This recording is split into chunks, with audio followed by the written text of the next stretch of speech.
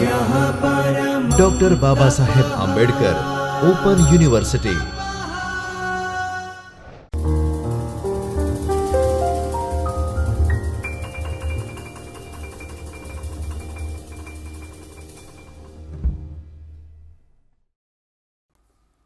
નમસ્કાર વિદ્યાર્થી મિત્રો, આજે આપણે SESH05, SESB05 અને SESM05 આ ત્રણેય પેપરનો સહિયારીઓ યુનિટ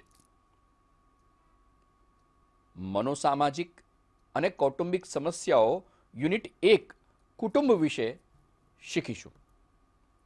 એમાં આપણે કુટુંબની વ્યાખ્યા અને તેની સંકલ્પનાથી શરૂઆત કરીશું.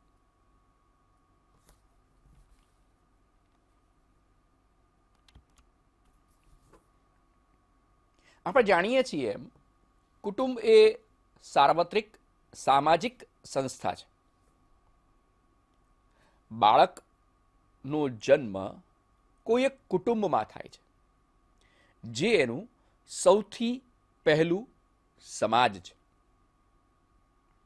કુટુંબના સભ્યોમાં માતા, પિતા, દાદા, દાદી અને સંતાનો સામાન્ય રીતે જોવા મળતા હોય છે. સગા સંબંધીઓ પણ હોય છે. કોઈ પણ વ્યક્તિ કુટુંબમાં રહીને જ પાયાના તથા પોતાના જીવનમાં ઉપયોગી કાર્યો કરે છે. વ્યક્તિના સર્વાંગી વિકાસમાં તેના કુટુંબનો સૌથી મોટો ફાળો હોય છે. કુટુંબના પ્રકારોની વાત કરીએ તો સંયુક્ત કુટુંબ તથા વિભક્ત કુટુંબ એમ બે મુખ્ય પ્રકાર પાડી શકાય. આ ઉપરાંત પણ ઘણા બધા પ્રકારો કુટુંબના આપણે જાણતા હોઈએ છીએ અથવા આપણે એની વિશે વાંચ્યું પણ હોય છે. વિવિધ પ્રકારો હોવા છતાં પણ એક વાત બધા જ કુટુંબ માટે સર્વસામાન્ય છે, બધા જ પ્રકારો માટે, કે પ્રત્યેક કુટુંબના સભ્યો પોતાના કુટુંબના અન્ય સભ્યો સાથે પરસ્પર સહકાર, પ્રેમ અને આત્મીયતાથી રહેતા હોય છે. માટે જ તેઓ સાથે રહેતા હોય છે, એક કુટુંબમાં રહેતા હોય છે, કારણ કે તેમની વચ્ચે આત્મીયતા હોય છે, પ્રેમ હોય છે, પ્રેમનો સંબંધ હોય છે. આ કારણે જ પ્રત્યેક સભ્યો એકબીજાના સારા ખોટા બધા જ પાસાઓને સ્વીકારે છે અને સ્વીકારીને સૌ સાથે રહીને પોતાનું જીવન ગુજારે છે. પરંતુ જ્યારે કોઈ પણ કુટુંબમાં કોઈક કારણસર અક્ષમ બાળકનો જન્મ થાય ત્યારે કુટુંબની સ્થિતિ કંઈક અલગ જ પ્રકારની હોય છે. આપ સૌ વિશિષ્ટ શિક્ષણના વિદ્યાર્થીઓ છો, એટલે સામાન્ય કુટુંબની સાથોસાથ આપણે વિશિષ્ટ બાળકોના કુટુંબના પ્રકારોની પણ ચર્ચા કરવી પડશે. એટલું જ નહીં, પણ વિશિષ્ટ બાળકો જે કુટુંબમાં રહેતા હોય છે તેમના પર કેવી અસર થતી હોય છે તેની વિશે પણ આપણે જાણવું ખૂબ જરૂરી છે. પણ આ બધી ચર્ચાઓ આપણે કરશું જ. તે પહેલાં આપણે સામાન્ય કુટુંબ વિશે પણ શીખશું અને એના સંદર્ભની સાથે આપણે વિશિષ્ટ બાળકના કુટુંબની પણ ચર્ચા કરીશું. પરંતુ આપણે વાત કરતા હતા કે જ્યારે કોઈ એક કુટુંબમાં વિકલાંગ બાળકનો જન્મ થાય છે ત્યારે માતા પિતાની જવાબદારી કોઈ પણ સામાન્ય કુટુંબ કરતાં ઘણી બધી વધી જતી હોય છે. બાળકમાં જોવા મળતી અક્ષમતા શારીરિક કે માનસિક કોઈ પણ પ્રકારની હોઈ શકે છે. પ્રસ્તુત એકમમાં આપણે શ્રવણ અક્ષમતા, મંદબુદ્ધિ બાળકો અને સાથોસાથ માનસિક રીતે મંદ બાળકની ઉપર પણ વિશેષ પ્રકાશ ફેંકીશું. પણ જો શ્રવણ અક્ષમતાની વાત કરીએ તો શ્રવણ અક્ષમતા આંશિકતા સંપૂર્ણ એટલે કે બહેરાશ પણ હોઈ શકે છે. આ બાબતને ધ્યાનમાં રાખીને શ્રવણ અક્ષમતા ધરાવતા બાળકના ઉછેરમાં સંયુક્ત કુટુંબ તથા વિભક્ત કુટુંબનો પ્રભાવ, કુટુંબનો સહકાર, કુટુંબના વિવિધ સભ્યોની શ્રવણ અક્ષમતા ધરાવતા બાળકના જીવનમાં મહત્વની ભૂમિકા, કુટુંબનું સશક્તિકરણ, કુટુંબને જરૂરી માર્ગદર્શન આપવું, સલાહ આપવી તથા કુટુંબ માટે માહિતીની પસંદગી જરૂરિયાતના સંદર્ભમાં વિસ્તૃત ચર્ચા આપણે કરશું. સૌથી પ્રથમ આપણે કુટુંબની વ્યાખ્યા, પ્રકારો અને પ્રભાવ વિશે શીખવાની શરૂઆત કરીએ. તો ઓગબર્ન એમ કહે છે કે કુટુંબ એ બાળકોવાળા કે બાળકો વગરના એટલે કે સંતાનો સાથેનું કે સંતાન વગરના પતિ પત્નીનું બનેલું અમુક અંશે લાંબા ગાળાનું જૂથ હોય છે. જનરલી આ જૂથ કેવું હોય છે? લાંબા ગાળાનું હોય છે. એટલે કે આ સંબંધ લાંબા સમય સુધી ટકતો હોય છે. પૂર્વના દેશો કરતાં પશ્ચિમના દેશોમાં આપણે જોતા હોઈએ છીએ કે કુટુંબ જીવન લોકોનું લાંબુ ટકતું નથી. માટે અહીંયા આ શબ્દ પ્રયોગ કરવામાં આવ્યો છે. કિંગ્સલે ડેવિસ કહે છે કે કુટુંબ એ એક એવું સામાજિક જૂથ છે કે જેના સભ્યો પ્રજનન પ્રક્રિયા દ્વારા એકબીજા સાથે જોડાયેલા છે, એટલે કે માતા પિતા અને તેના બાળકો. આ પ્રકારના સંબંધોથી જોડાયેલા સભ્યોના અધિકારો અને ફરજો સમુદાયના સામાજિક ધોરણો દ્વારા નિશ્ચિત થયેલા હોય છે. તો સામાજિક ધોરણો કયા? તો કે માતા પિતા બાળક, પિતાની જવાબદારી શું હશે, માતાની જવાબદારી શું હશે, સંતાનોની જવાબદારી શું હશે, આ બધું જ પહેલેથી નિશ્ચિત છે અને એ સામાજિક ધોરણોના આધારે નિશ્ચિત થયેલું હોય છે. આપણે આગળ જોઈશું કે કુટુંબ જે છે એ કયા પ્રકારનું છે, એમાં પિતૃ મુખ્ય સ્થાને છે કે માતા મુખ્ય સ્થાને છે, એના આધારે પણ જવાબદારીઓ વહેંચાતી હોય છે અને નક્કી થતી હોય છે.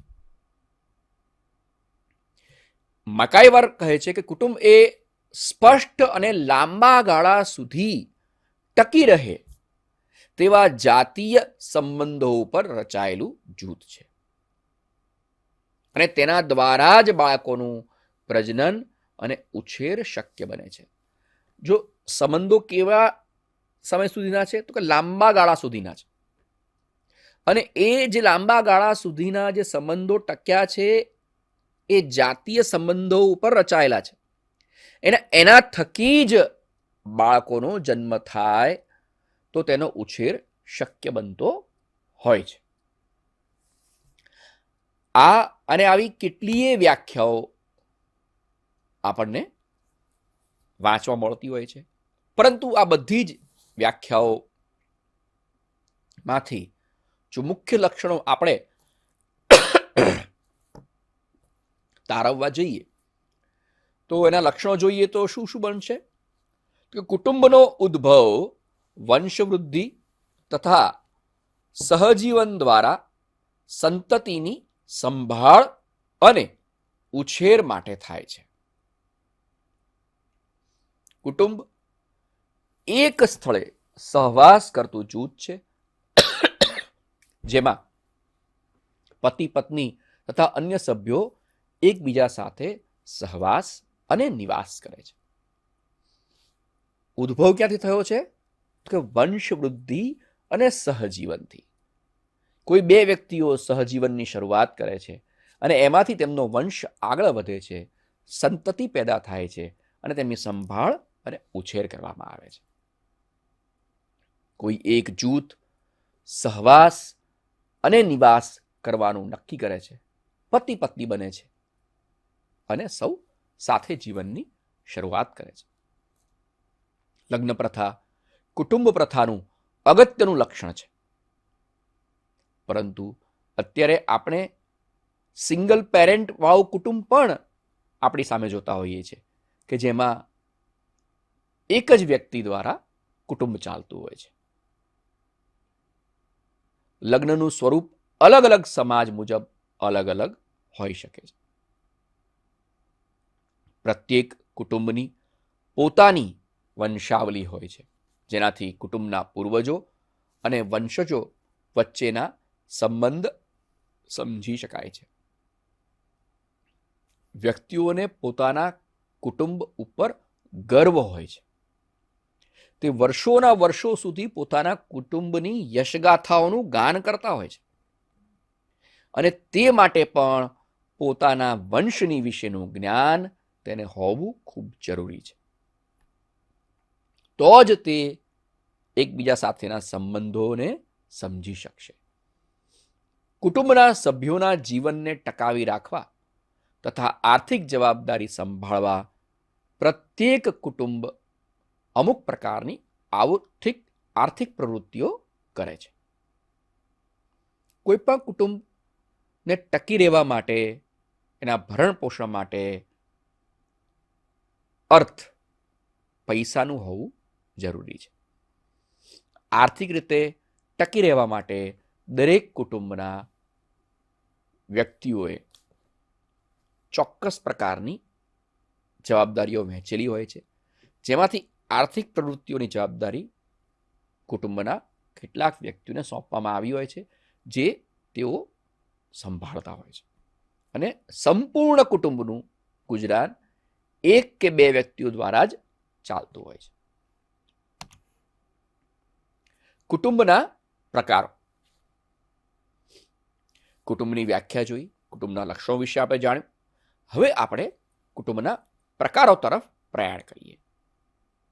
તો સૌથી પ્રથમ વંશના આધારે કુટુંબના પ્રકારો આપણે જોઈએ. તો વંશના આધારે કુટુંબના મુખ્ય બે પ્રકાર પડતા હોય છે.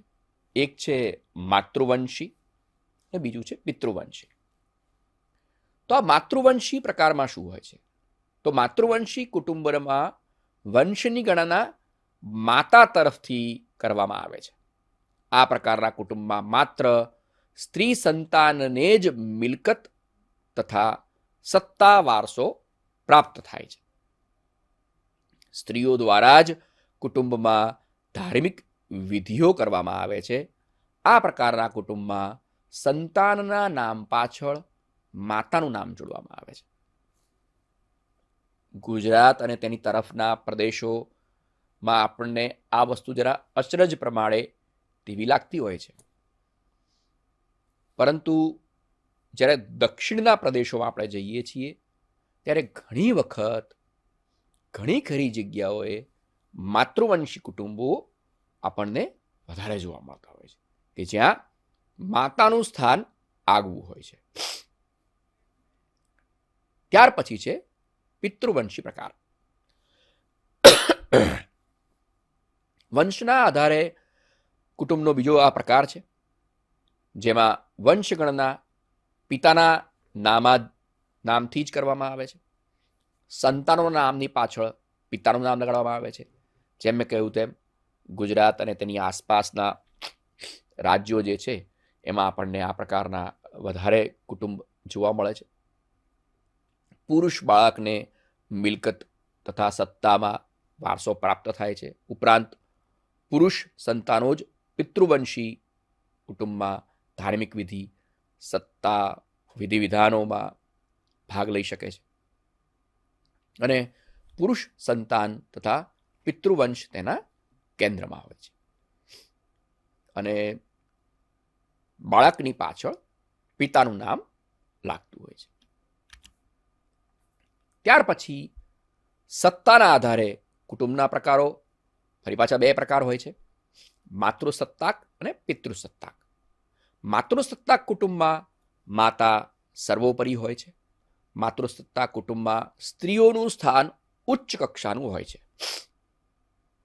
આ ઉપરાંત સમાજના વિવિધ ક્ષેત્રોમાં સ્ત્રીઓ પોતાનું આગવું સ્થાન તથા પ્રભુત્વ ધરાવતું હોય છે. કુટુંબમાં મુખ્ય માતાને ગણવામાં આવતી હોય છે તથા વારસો પણ સ્ત્રી સંતાનને જ પ્રાપ્ત થતો હોય છે. લગ્ન પછી યુવતી પોતાની માતાના ગૃહે રહે છે આ માતૃસત્તા કુટુંબ વ્યવસ્થા માતૃવંશી અને માતૃસ્થાની હોય છે. ફરી પાછું આપણે અગાઉ જે ચર્ચા કરી તે મુજબ તમને જો યાદ કરાવું તો દક્ષિણ ભારતના ઘણા ખરા પ્રદેશોમાં આ પ્રકારના માતૃસત્તાક કુટુંબો આપણને જોવા મળતા હોય છે કે જ્યાં લગ્ન પછી દીકરી માતાના ઘરે રહેતી હોય છે. પિતૃસત્તાક કુટુંબમાં પિતા તરફથી પુત્ર સંતાનને વારસો પ્રાપ્ત થાય છે. આથી પુત્ર સંતાન અગત્યનું સ્થાન ધરાવે છે. આ કુટુંબમાં પુરુષો ઉચ્ચ સ્થાન દરજ્જો ધરાવતા હોય છે. પુરુષોની સત્તા વિશેષ હોવાથી આ પ્રકારના કુટુંબ પિતૃવંશી અને પિતૃસ્થાની કહેવાતા હોય છે. ત્યાર પછીનો પ્રકાર છે સ્થાનના આધારે પ્રકાર. તેમાં ફરી બે પ્રકાર પડે છે, માતૃસ્થાનીય અને પિતૃસ્થાનીય. માતૃસ્થાનીય કુટુંબમાં સ્ત્રીઓને તમામ પ્રકારના નિર્ણયોમાં મહત્વનું સ્થાન આપવામાં આવે છે. અહીં માતાની વારસદાર તરીકે સ્ત્રી હોય છે. વળી કેન્દ્રમાં કોણ છે? સ્ત્રી છે. એટલે કેન્દ્રમાં સ્ત્રીઓ હોવાને કારણે તમામ નિર્ણયોમાં પણ સ્ત્રીઓનું જ યોગદાન મુખ્ય ગણવામાં આવે છે. લગ્ન બાદ પણ સ્ત્રી પોતાની માતાના કુટુંબમાં જ સ્થાયી થાય છે અને તેના પતિએ પણ પત્નીના કુટુંબમાં આવીને કાયમી નિવાસ કરવો પડતો હોય છે. એટલે કે ઘરનો જે જમાઈ છે એ પણ દીકરીની સાથે ત્યાં જ રહેશે. દીકરી એના ઘેર જશે નહીં, પણ દીકરો દીકરીના ઘરે આવશે. આ પ્રકારની આખી ગોઠવણ હોય છે. પિતૃસ્થાનીય કુટુંબમાં પુરુષ તમામ પ્રકારના નિર્ણયો લે છે. જેમાં કુટુંબમાં પુરુષ સંતાનને જ પિતાના વારસદાર ગણવામાં આવે છે અને લગ્ન બાદ સ્ત્રી પુરુષના કુટુંબમાં સ્થાયી નિવાસ કરતી હોય છે.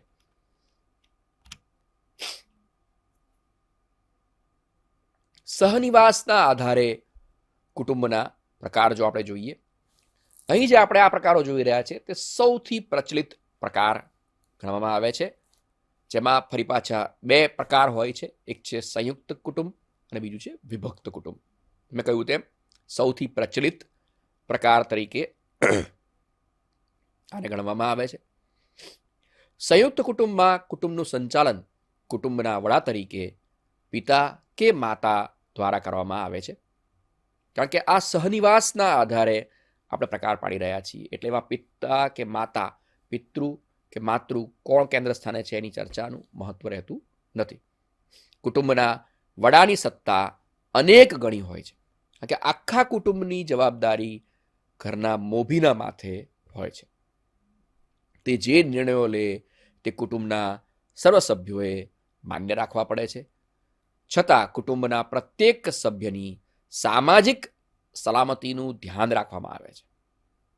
સંયુક્ત કુટુંબ એ પરસ્પર અમુક ચોક્કસ પ્રકારના સગપણ સંબંધ ધરાવતી વ્યક્તિઓથી બનેલું જૂથ હોય છે. આપણે જાણીએ છીએ તે પ્રકારે માતા, પિતા, સંતાનો અને તેમના દાદા દાદી કે પછી કાકા કાકી પણ ઘણીવાર સાથે રહેતા હોય છે, જે સામાન્ય રીતે એક જ મકાનમાં વસવાટ કરતા હોય છે અને એક જ રસોડે પણ જમતા હોય છે. તેઓની મિલકત સહિયારી હોય છે તથા સંયુક્ત આવક તથા પારસ્પરિક હક્કો ભોગવતા હોય છે. જે લોકો કમાય છે એ બધામાંથી ઘરના મોભી આખા કુટુંબનો નિર્વાહ કરતા હોય છે. સંયુક્ત કુટુંબના સભ્યો ધાર્મિક પૂજા આરાધનામાં પણ સમાન રીતે ભાગ લે છે. કુટુંબના સભ્યો દ્વારા વિવિધ ફરજો અદા કરવામાં આવે છે.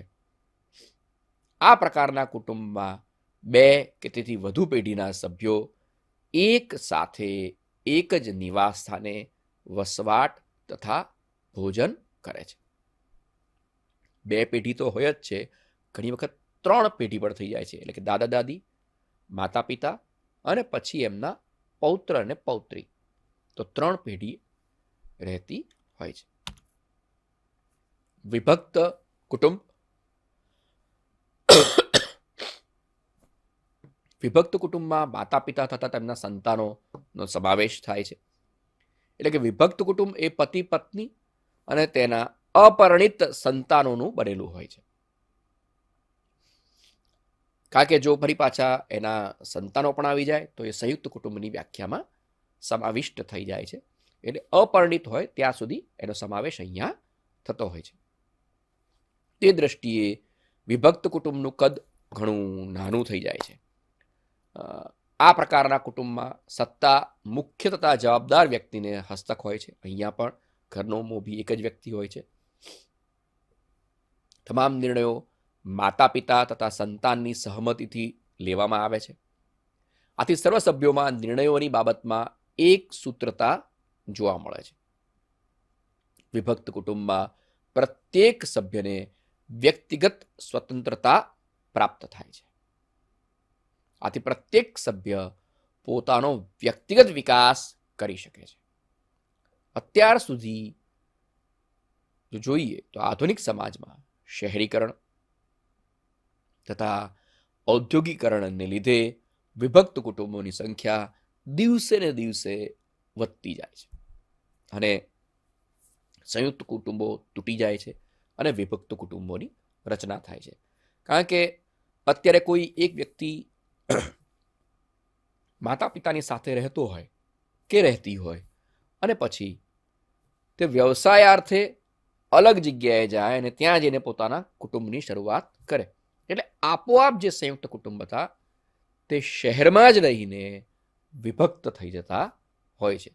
આવું ગામડામાંથી પણ થઈ શકે છે કે માતા પિતા ગામડામાં રહેતા હોય અને વ્યવસાયાર્થે સંતાનો શહેર તરફ ગતિ કરતા હોય અથવા અન્ય જગ્યાએ જતા હોય અને ત્યાં જઈને પોતાનો કુટુંબની શરૂઆત કરે તો તે પણ વિભક્ત કુટુંબમાં આવી જતા હોય છે અને સંયુક્ત કુટુંબો તૂટવા માંડે છે. હવે આપણે ચર્ચા કરવાની છે કે આ બધા કુટુંબના પ્રકારો અથવા કુટુંબની બાળક પર શી અસર પડે છે. આપણે આગળ દિવ્યાંગ બાળક વિશે, વિકલાંગ બાળક વિશે ચર્ચા કરીશું ત્યારે એમના ઉપર પણ કુટુંબના પ્રભાવની ચર્ચા કરશું. પણ અત્યારે પહેલા આપણે સામાન્ય રીતે જે બાળકો ઉપર શું કુટુંબનો પ્રભાવ પડે છે એની વિશે ચર્ચા કરી લઈએ. તો બાળકનો જે સર્વાંગી વિકાસ થાય છે એ કુટુંબના કારણે થાય છે. માતા જો એની પ્રથમ શિક્ષક છે તો કુટુંબ એ એનો પ્રથમ સમાજ છે. બાળકનું મન એક કોરી સ્લેટ બરાબર હોય છે અને એના કુમળા માનસ ઉપર કુટુંબનો પ્રભાવ ખૂબ ઘેરો હોય છે. કારણ કે કુટુંબમાં જ બાળકનું ઘડતર અને ઉછેર થતો હોય છે.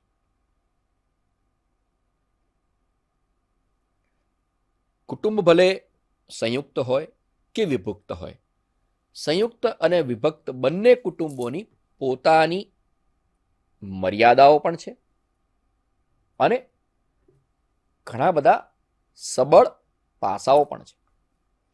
આ બંનેની બાળકના ઉછેરમાં અસર પડતી હોય છે અને તેના કારણે જ તેના સમગ્ર વ્યક્તિત્વનો વિકાસ થાય છે. સંયુક્ત કુટુંબના સંદર્ભમાં જો આપણે વાત કરીએ તો બાળકને માતા પિતા, દાદા દાદી, કાકા કાકી, ભાઈ બહેન વગેરેનો લાભ મળે છે. આ બધા સભ્યો એક સંયુક્ત કુટુંબમાં તેની સાથે રહે છે, જેને પરિવાર કે કુટુંબ કહીને વ્યક્તિ પોતાની ઓળખ તેના સભ્ય તરીકે સમાજમાં આપે છે. બાળ ઉછેરના વિવિધ તબક્કે કુટુંબની બાળક પર વિવિધ અસરો જોવા મળે છે. કુટુંબના વિવિધ સભ્યોની વિવિધ લાગણીઓ, વિચારો, દરેક કુટુંબના સભ્યોના પોતપોતાના પક્ષપાતો હોય છે અને પૂર્વગ્રહો પણ હોય છે. આ બધું જ બાળક નિહાળે છે, તેનું અવલોકન કરે છે અને છતાં એ જુએ છે કે કુટુંબમાં આ બધું જ હોવા છતાં પણ હૂંફ, પ્રેરણા, સ્નેહ, સહકાર અને સલામતી તો કુટુંબમાંથી જ પ્રાપ્ત થાય છે. આમ કુટુંબનું વાતાવરણ બાળકને પ્રેરણા પૂરી પાડનાર બની રહે છે.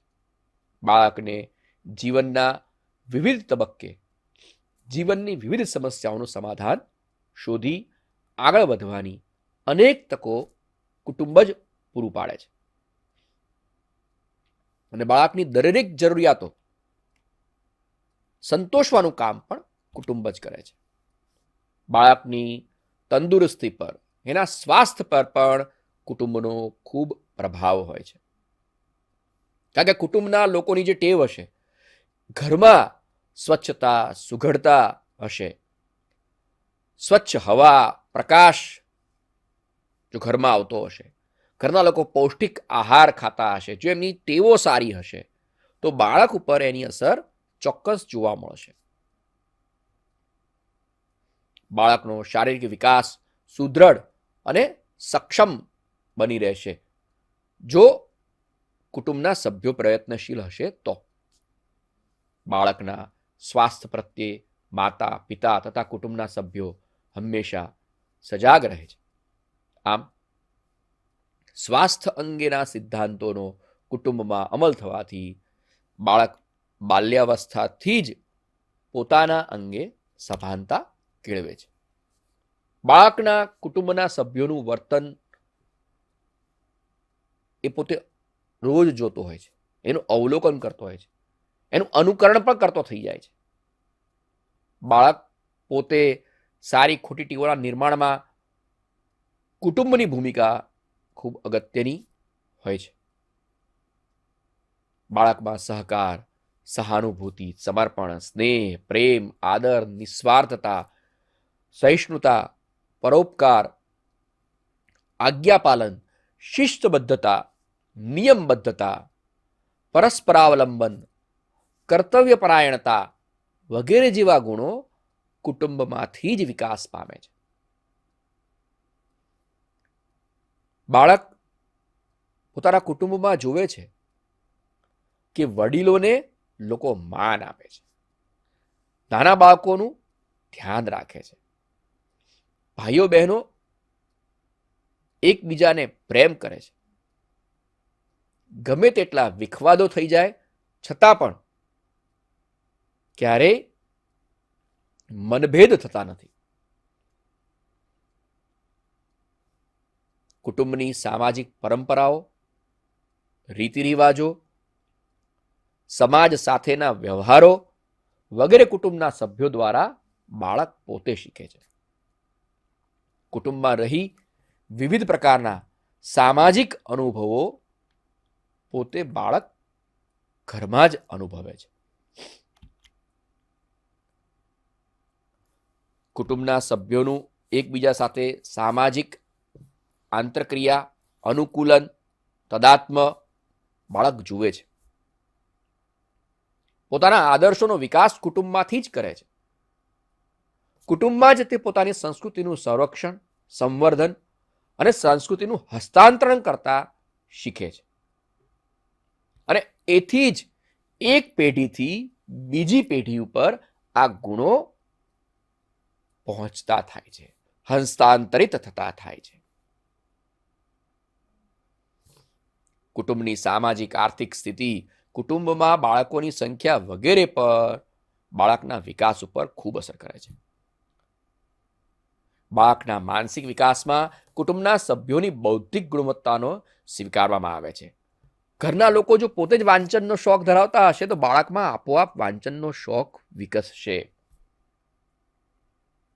આ તો એક ઉદાહરણ માત્ર છે. આવા ઘણા બધા ગુણોનો વિકાસ બાળક કુટુંબમાં રહીને કરી શકે છે. બાળક માતા પિતા પાસેથી સ્નેહ, સમર્પણ, કાળજી તથા ભાઈ બહેનો પાસેથી બંધુત્વના અને અનુકૂલનના પાઠ શીખે છે. ચારિત્ર્ય નિર્માણના પાઠ બાળક કુટુંબ દ્વારા શીખે છે.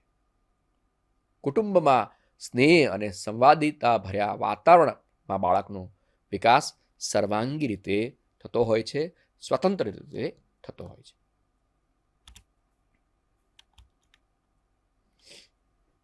આપને આ યુનિટ સમજવા માટે કેટલાક પ્રશ્નો અહીં આપવામાં આવ્યા છે. આ પ્રશ્નોની આપ નોટ તૈયાર કરજો, એના જવાબો લખજો, આપના શિક્ષકોને દેખાડજો, આપના મિત્રો પાસે એને ચેક કરાવજો, એકબીજા સાથે વહેંચણી કરજો અને તપાસજો. મિત્રો, આપે આજે આ યુનિટમાં કુટુંબની વ્યાખ્યા, એના પ્રકારો અને એના બાળકો પર શું અસર પડે છે, પ્રભાવ પડે છે તે વિશે શીખ્યા. આગળની કડીમાં વિકલાંગ બાળક ઉપર તેની શું અસર થાય છે તેની વિશે જાણીશું. ત્યાં સુધી ધન્યવાદ.